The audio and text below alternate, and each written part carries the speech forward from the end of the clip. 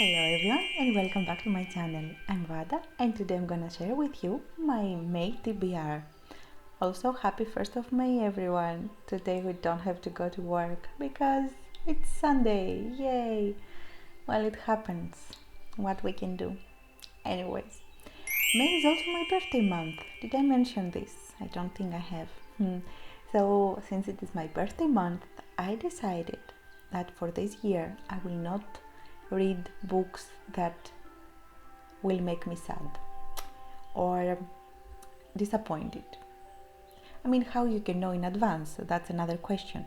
But I decided to play it a little bit safe and read continuations of books that I already loved. So yeah, for this month I will read 3 or 4 books. Let's say 3. Yeah, because I need to leave space for the birthday book, because on my birthday I expect that I will receive books as gifts, so I will leave some space for this. Maybe the last week of May will contain this book that I don't know what it will be at the moment. The surprise book, the birthday book, let's call it the birthday book. But for the rest of the May I decided that I will read books that will make me feel cozy and nice and happy, and see what happened to some of my favorite characters of other stories. So let's get into it. The first book, it is called A Tale of Witchcraft by Colfer, and this is the second book in a trilogy. The first book was gifted to me by my good friend Katya, and when she saw it in the bookstore, she realized that this is something I'm gonna love, so she gave it to me as a gift for Christmas. And actually she was so right. I love that book so much. So in this series we follow Bristol, and Bristol finds out under mysterious circumstances that she is a fairy, and of course she needs to go to a school for fairies and to study there. And I don't want to give much spoilers, but this is the main idea of this series. So I loved it so much. Honestly, it was one of the best books I ever read.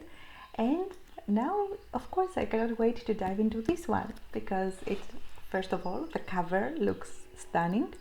And I don't know what is going on, but I will probably find out. So, okay, let's read it together, the synopsis.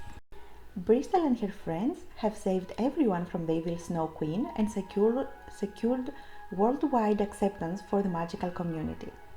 However, when a mysterious new witch named Mistress Mara arrives at the academy, the celebrations are cut short. As Mistress Mara begins recruiting fairies into her rival school of witchcraft, it becomes clear that she has dark intentions. And soon, Bristol's friend Lucy becomes embroiled in an ominous plot against mankind. Elsewhere, the fragile peace is on the brink of shattering.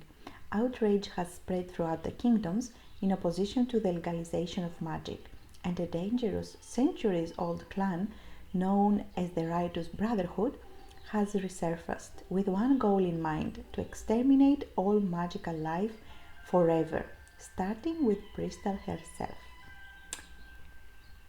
This is so interesting to me. Honestly, I love this character, and I really want to know what happens in this continuation, in this story, in this new story. This will be my number 1 for May, and I cannot wait to start it. The first book had a very beautiful map, and I'm sure, yes, of course, also the second book has a very beautiful map. And I cannot wait to just go to all those areas here and see what is going on.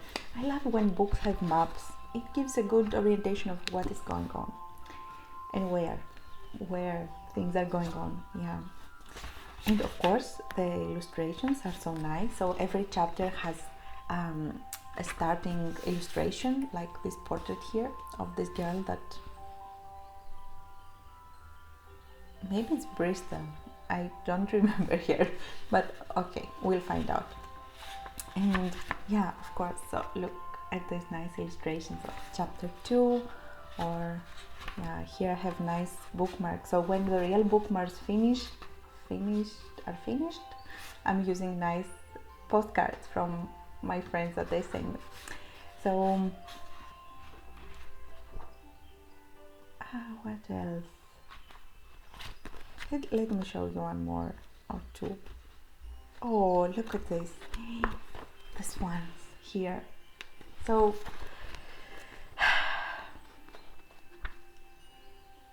okay, this is a little bit creepy. I will not show you this one.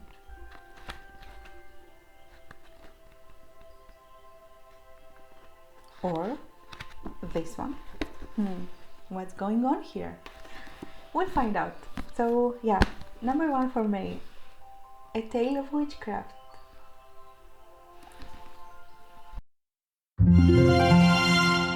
The second book is The Map Makers by Tamsin Merchant. I hope I pronounced this right.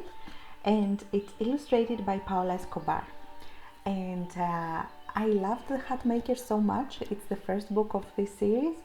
And I cannot wait to start this as well.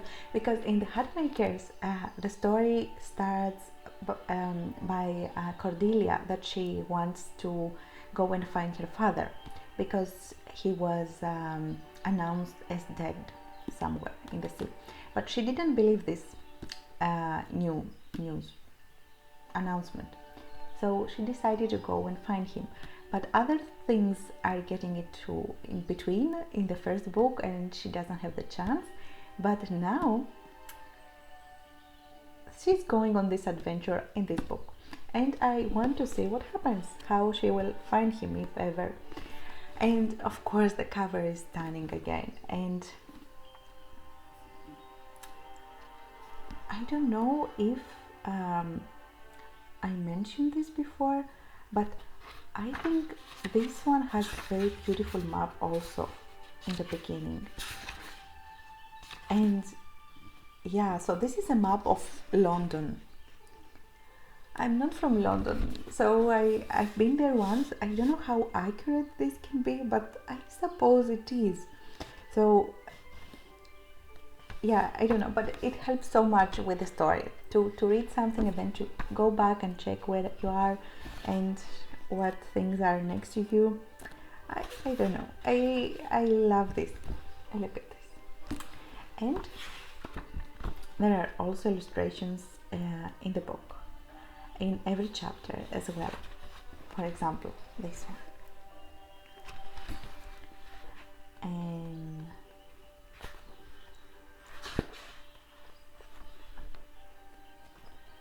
yeah, in every chapter there is something a little bit in the beginning that it's so beautiful.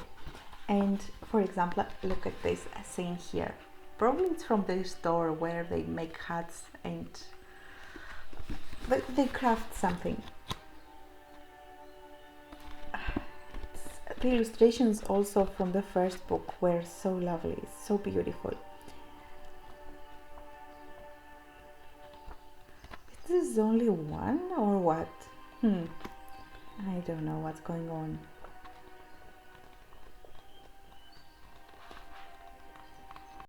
Okay, there are more. Yeah, I found it. Alice was holding it. Yeah, look at this beautiful thing. So yeah, so I think I'm gonna love this book as well, because I loved the first one and I want to see what happens in this story as well. So it starts, the synopsis, with "Look to the stars." This is something important also that is carried from the first book. Spoilers. Ever since Cordelia Hatmaker discovered a hidden map in her missing father's precious telescope, she has searched London for him by starlight. She is sure that Prospero is out there somewhere. Is her dad Prospero? She never expects to stumble upon a secret society of map makers, or to learn that magic is all around if only you know where to look. But danger is lurking around every corner, and Cordelia must convince the rival maker families to work together to bring her father home and to save magic itself. I love it. I honestly love it. So each time I see that people are trying to save magic, it's so precious to me, honestly. I don't know, actually I'm allowed, but okay. So this is the back cover and it's stunning. That's why I wanted to show you. The price is not the one I bought it though, but anyway, so I think it's something, you know, it's not a standard price. This can change. It's a starting maybe. Anyways, I love the book. I love the covers. I love the synopsis, so probably I will like it as well. And we have Alice here sitting on some pages. Yeah, number 2 for my May TBR. The first book is The School for Good and Evil, the second in the series, and it is called A World Without Princess. Princess. Why princess sounds like princess? Maybe I pronounce it wrong. But anyways, we don't have any prince in this world. Yeah. So this series is by Soman Chainani. If I say this correctly, I will never be able to pronounce it. And up there it says, one best friend, one true love, choose your ever after. So intriguing, I mean, to read the story. And I love the first book. So in this series we follow two friends, Sophie and Agatha. They live in a beautiful village in Gavaldon, and every few years the schoolmaster goes there and kidnaps because not every kid goes willingly. So he kidnaps one kid for the school for good, and one kid for the school for evil, and they become the future hero and villain in a future story.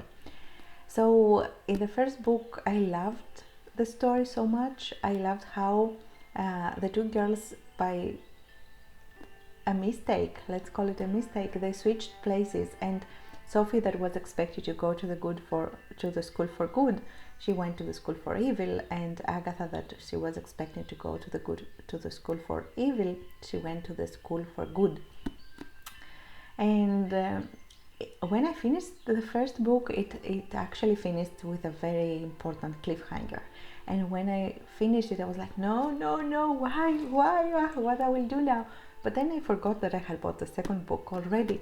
And yeah, now I cannot wait anymore. I will just dive into it, and I'm so happy to continue to see what is going on with those girls. Yeah, let's read the synopsis together. So there is an uneasiness that remains after your best friend tries to kill you. This never happened in the first book, or did it happen? I mean, it's here. You would read it if you had this book, so it's not a spoiler. Best friends Sophie and Agatha are back in Gavaldon, living out their happily ever after, but Agatha is missing her prince. In a moment of weakness, she makes a wish, which once more opens the gates to the school for good and the evil. Agatha and Sophie are sucked back into the world they escaped from, but everything has changed. War is brewing between the school for girls and the school for boys. Can this ever after end happily for anyone? Can it? We'll see. So yes, this will be my number 3 for May. I don't know in which order I will read those books, but maybe I will read them simultaneously. Like one chapter, and then second chapter, second. I don't know, yeah. But I think I will love all the 3 of them. Yeah, number 3, May. Did I mention the illustrations? I haven't. So the first book has a very beautiful map of the school for good and evil. This one has those portraits here. So I don't know who all these people are, but probably they are major characters in this story. And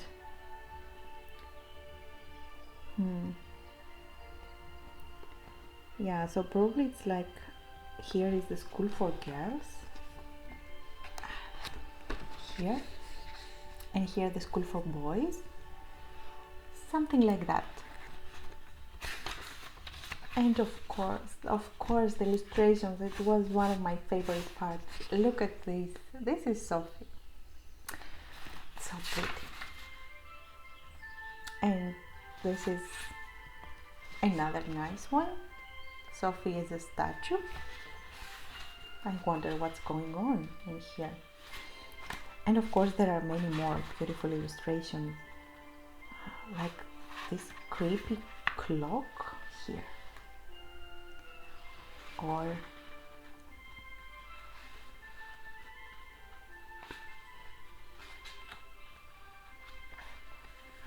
this creature, and I don't know who this guy is. And this is a bookmark that I got from Pisa, yay! So yeah, I will use this one for this book. So yeah, oh my goodness, look at this, look at this one, how great is that? Anyways, number 3 for May, I cannot wait. And then I have a 4th book that I would like to read, and it would suit more for a book for Halloween, but I don't want to wait until Halloween to read it because I like it so much. So yeah, it's a graphic novel. It is called Zombierela, and it is from the series Fairy Tales Gone Bad by Joseph Coelho, and it's illustrated by Freya Hartas. I hope I pronounced those names correctly. And it's actually a retelling of Cinderella. So what happens is that Cinderella dies somehow, and now we have the corpse having adventures. But it's super interesting. I don't know if you're into those kind of things, but yeah, so at least the illustrations are very nice and beautiful and stunning. Let me show you some of them. For example, this one, or actually it's super creepy now that I'm looking better at it. Super creepy. Oh, another bookmark from Cinque Terre in Italy. Have you ever been there? I wonder. So yeah, anyways, I love the illustrations. Ah, look at this. This is one of the bad sisters probably. And the prince is not really a prince. He's a vampire.